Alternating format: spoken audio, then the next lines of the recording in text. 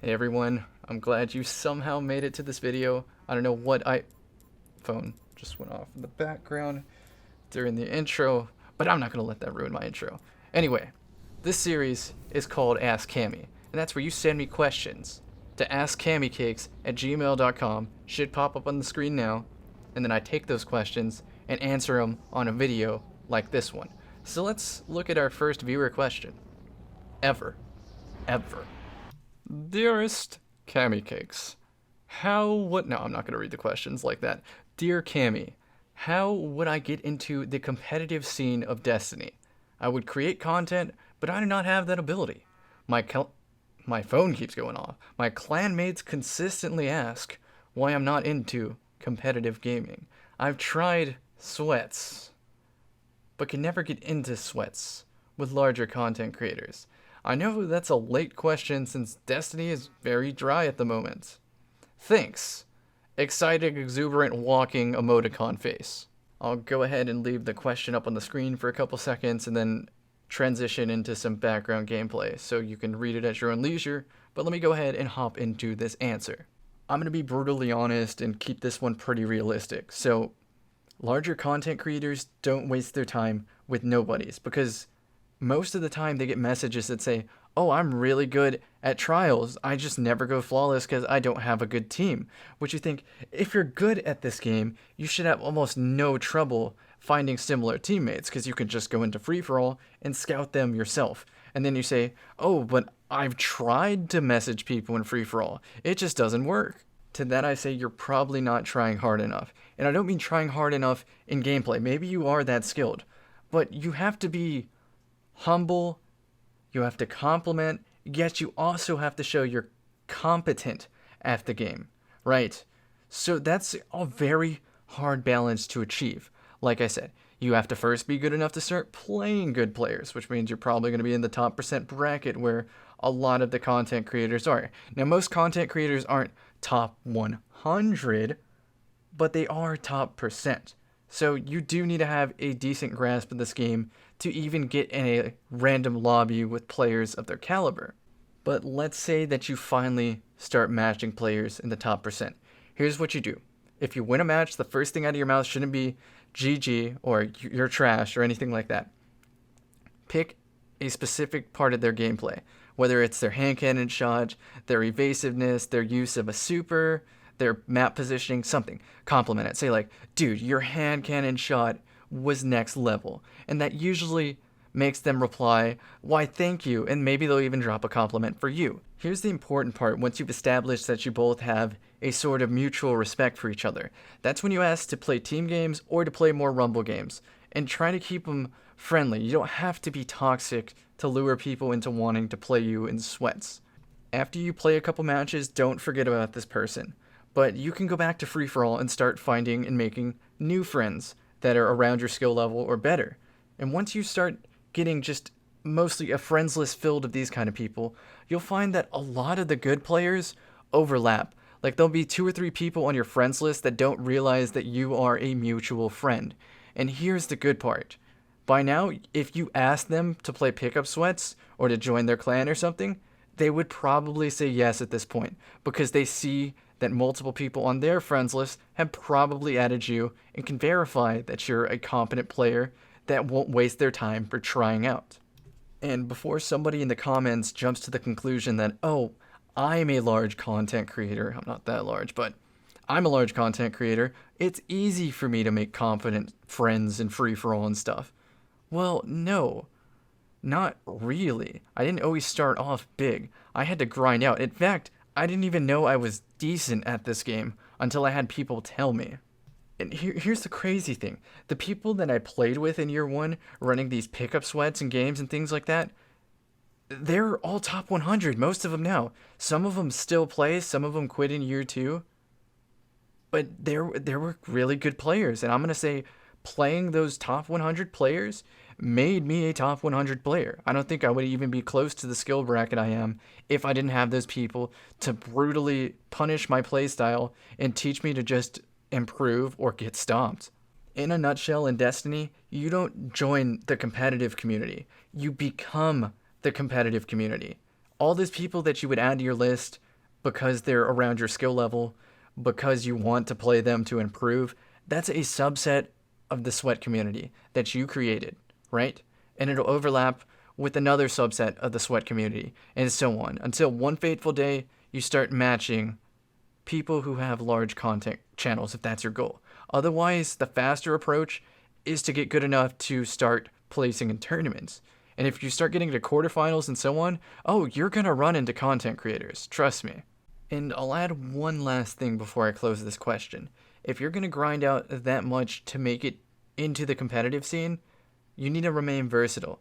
I didn't want you to join the competitive scene and then have one patch like removal of special ammo make you a nobody again, because maybe you only focused on specifically running at people with the shotgun. I'm not saying you have to be jack of all trades, but at least have the capacity to shift all your focus from one playstyle to another if the meta calls for that. But maybe I don't know what I'm talking about. Maybe people in the comment section can clarify this question and provide a better answer than I gave. If that's the case, go ahead and browse the comments and you'll see the most upvoted answers. I hope. Well, on to the next question. This one strikes a bit of a chord with my childhood, so I'll do my best to tell a small story and then relate that to my answer. So, here's the question. Background. I'm in my last year of middle school, and I got my PS4 a year ago. My parents really don't like video games. They're like 50 years old and think I have an addiction. I don't.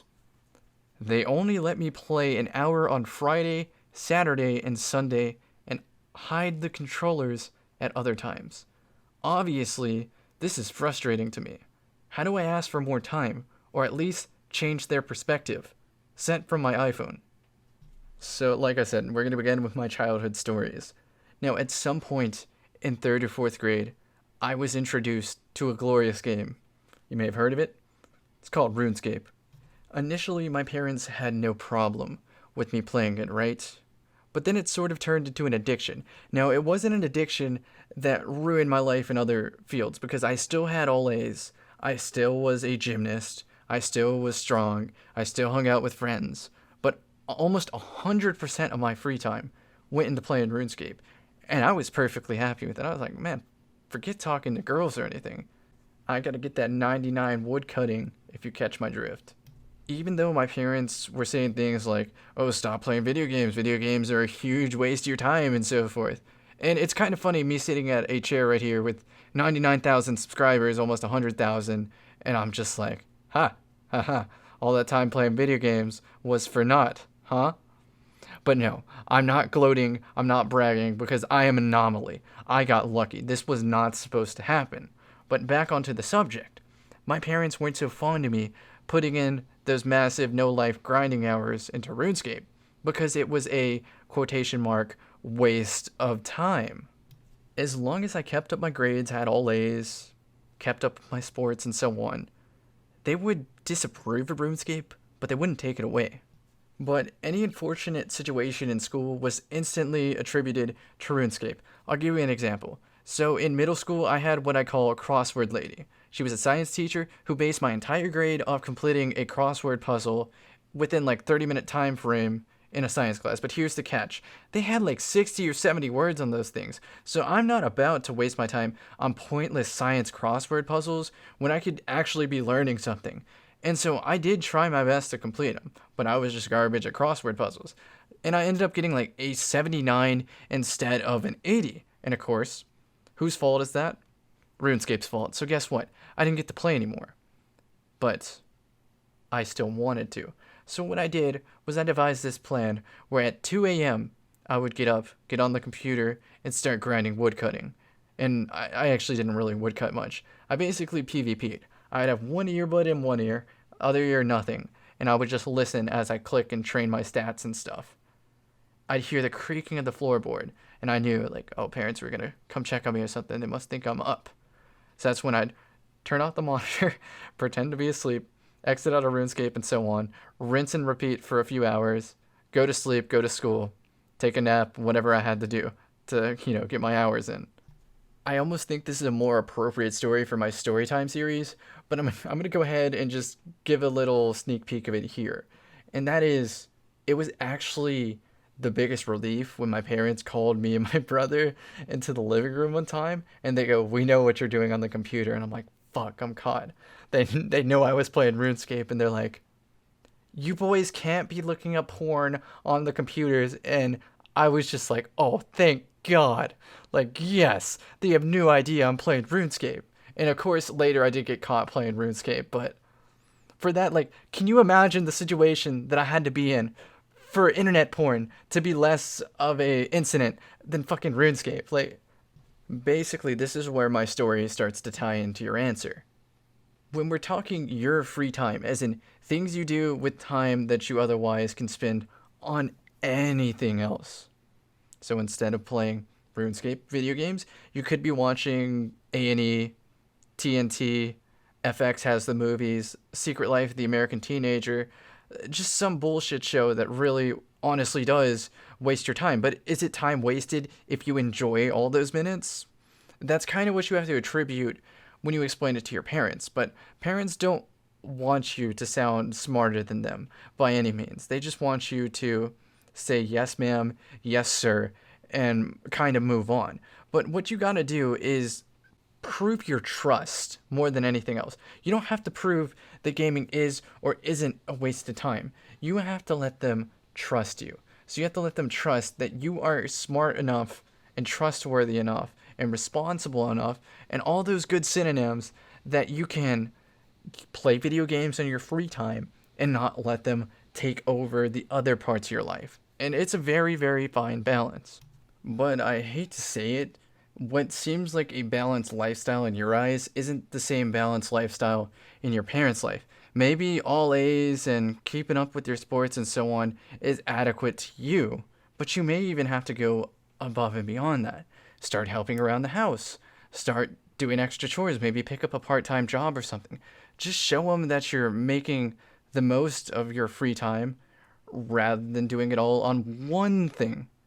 Now, here's the thing. Whenever you start doing chores, helping around the house, picking up a part-time job, whatever, look miserable when you do it. Look like this is the least favorite thing you've ever done in your entire life, but do it anyway. Do it despite looking like you're miserable. Your parents will pick up on this. They'll be like, "Wow, my son/daughter is really, really sad and depressed right now. Maybe we should give him some more leeway with the video games that he enjoys playing and that brighten his day." In the absolute worst case, you don't convince your parents to let you play more video games. So what you do is you cherish those few hours that you get to play the games. Really, every time you get that hour to play, just be like, "All right, this is awesome. This is what I do to de-stress," and just focus on that. Maybe whenever you move out of your parents' house, start working for yourself. You can use your free time for whatever. So if you only want to play video games in your free time, you can do that. But again, you have to worry about time management a little bit. And if it is an addiction, definitely deal with that. There's a reason I don't play as much RuneScape during the school year in college, because I'm busy creating content for the channel that I'm talking on right now. And I'm busy grinding out in the library, studying all sorts of things. So I really don't have too much time to focus on RuneScape. My grades just got posted, did awesome, got all that done, and now I have a little bit of free time. I'm actually contemplating streaming RuneScape now that I have the time to do it. So it does get better. On to question 3. What do you think of the Destiny 2 PC release? What platform will you play Destiny 2 on? I'd love to see you get good with a keyboard and mouse. I think the Destiny 2 PC release is probably the best thing that's ever happened to this game series. PC is going to be huge. It's going to bring a whole new community to Destiny, a community that's just been dying to try it. So maybe you don't like PC players. No big deal. That is more people watching Twitch. That is more people watching YouTube. Sure, there may be a couple drawbacks with PC, but the amount of benefits we get is just crazy. First benefit to PC. It's going to be more cost effective. And don't give me all this shit about, "Oh, you gotta buy the most expensive rig possible, $20,000 PC. No. For the amount it costs to buy a PlayStation 4 with a controller and a monitor, you can get a budget PC that'll run Destiny better for less money.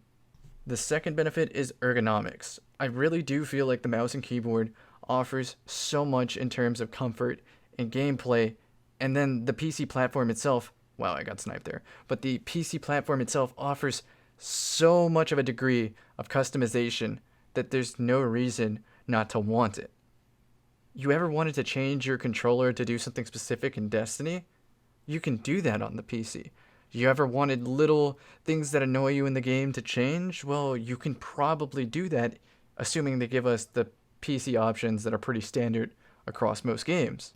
I do have a couple friends in the Destiny community who cannot play on a controller because of previous injuries in their arms and wrist that doesn't allow them to hold and maneuver a controller. But a keyboard and mouse is a lot easier for them. So I'm glad that they finally get to play the way that Destiny, I think, was meant to be played. The third option, I'm probably going to get too deep into this, so don't be bored and click away. I'll explain what I'm saying. The third reason is that in PC games, there is not aim assist. Aim assist is what pulls your reticle, which is like the little chevron you see on the screen right now, towards an enemy if they're highlighted red, right? It pulls on them, it gets sticky, it makes it easier to aim. And this is actually a bad thing. On consoles, I wish I could turn it off. Now granted, I would miss a lot of shots, but the trade-off would be that if I was sniping on the smallest possible exposed angle, if someone ran past it, my sniper reticle would not pull away and shoot the wall. It would shoot whoever crosses the wall. And on PC, you can be that much more precise. So it totally opens up a brand new skill bracket in terms of Destiny. For the record, I played Battlefield 4 on console without aim assist and did just fine. I enjoyed it. But when I turned aim assist on, I felt like a god. I'm sure in PC, after I master the mouse and keyboard, I will feel like a god because anything I do will be me doing it. Not the game saying, alright, your reticle now is sticky, your reticle now is not. The next thing that people aren't considering is that there could be such a thing as text chat. I know you can link a Bluetooth keyboard to your Xbox or PS4. That's not what I'm saying. But having a keyboard to just pop up a quick message at any point is so helpful to communicating with people. I mean, shit, Phantasy Star Online Episode 1 and 2, a Dreamcast game, a GameCube game from years and years ago. The GameCube had a keyboard controller used to communicate with people in the game. The GameCube. And we're in the era of the Xbox One Scorpio and the PS4 Pro. The GameCube had a keyboard. Now, don't get me wrong, I could talk about this topic alone forever. Like, there are countless benefits to having Destiny on PC rather than never releasing it on PC. It's a good thing. Overall, net benefit, it is a good thing. Now, I'll move on to the second part of the question. What platform am I going to play Destiny 2 on? Now, please don't unsubscribe when I say this. The GameCube. Now, I'm actually going to play it on the PlayStation 4 Pro. Just because I have a sneaking suspicion that despite PC being the ultimate better system to play Destiny 2 on, PS4 is still going to get all the goodies, all the Bungie affiliated benefits, maybe even competitive play. Now, don't come back to this video a year from now and be like, I told you so, Cammy. PC was getting competitive play. I know that. That's why I'm going to play both PS4 and PC pretty equally, but I'm going to be spending most of my time stream-wise and whatever on PS4. PC, I'll kind of just be power grinding like I just recently did on the PS4. Like the quickest ends to a mean for 400 light or whatever PvP gear I need to feel competent on PC. And then I'll, of course, be working on my aim and shit on the side. Speaking of my aim and stuff, that was actually a mention in this question. I'd like to see you get good with keyboard and mouse. And I'm garbage right now. See for yourself.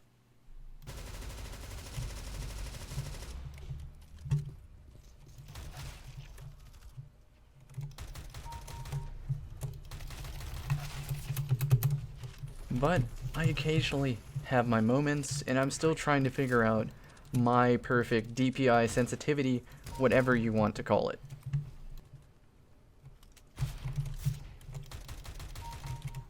So to quickly recap on this question, I'll be maining PlayStation 4, which means I'll be doing all the necessary weekly stuff, and then some more. On PC, I'll just be doing necessary things to get PvP gear. And on Xbox, I'll just leave it as my community mess around with friends kind of account, where I'll take an unleveled account and just troll people in the Crucible and enjoy myself. Now, I originally didn't mean for this video to be this long, but I think it's actually perfect. I answered the questions. I feel like the stories and little real life things I mentioned actually have a lot to reveal in the answers. And I really feel that this comment section can help out anything that I missed. Because I really do like this idea for a video where you guys send me questions, I come up with a pretty decent answer, and then you guys say, Cam, you're stupid, and refine that answer in the comments, and we really help some people out who may be going through the same things in their life. Thank you guys so much. By the time you see this video, I might even have 100,000 subscribers. Then I'm going to go party in downtown Orlando, but that's for another day. Anyway, I don't say this enough. Thank you guys. I wouldn't be here without you. Man, this Iron Banner sucks. Really? I have to buy the vendor version? I didn't even get high cals and brace frame? How am I supposed to compete in the Crucible now? How am I supposed to compete in the Crucible now? Lady Efforty, this is all your fault. This is your fault. You did this to me. Now I gotta buy this stupid gun. Oh, I didn't notice you there. Well, you made it to the end of the video, so might as well subscribe, right?